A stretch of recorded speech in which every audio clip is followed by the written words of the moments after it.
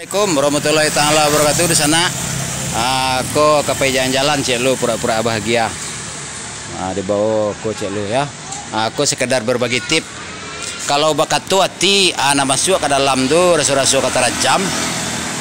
Di saat klimaknya bekunyo angin dingin badan, lemah badan.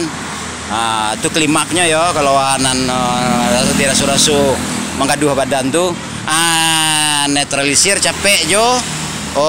Ampe caro. Nan pertama di bekam titik nan dikhawatirkan tuh. Nan kedua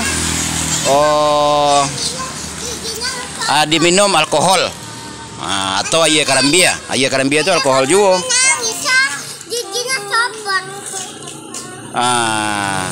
Nan apa itu ya alkohol juga tuh. Jadi sekalian aja lah minum alkohol. Kok figur bagai kan? Itu nan ketiga batangnya atau Bali jo minta aja bumbu masakan kan nan menjual bumbuan ramuan masakan Padang tuh abih jo kompor tuh biko kalau lah baraso lah bawa kan latan di bawah kurisi dua ada teh kurisi itu dua teh kurisi itu tutup badan jo selimut tabah keluar perlu jaguang tuh lah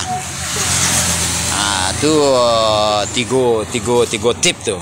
Mudah-mudahan nanalah adonan masuk ke dalam badan itu keluar aja itu capek lihat netralisir lihat netralisir itu capek itu aja lah tip-tip dari Embo tolong sampaikan ke dusun awak kadang-kadang adonan tak pasu bagai kan pokoknya nanalah masuk keluar aja itu tuh lihat keluar matian bunuh jo salah satu dari tiga cara tadi atau tiga cara tadi itu lakukan secara bertahap lah. Selamat datang di channel YouTube Andi Khalifah Minang Ondesiawi. Selamat datang selamat datang di akun Facebook Penghulu Merapak Alam dan selamat datang di Instagram Minang Ondesiawi. Kalau kurang mewakili keseluruhannya itu silakan hubungi nomor WA 0821790577. Jadi itu di yuanan di orang, laluanan di awak. Itu namanya laluanan di awak itu netralisir.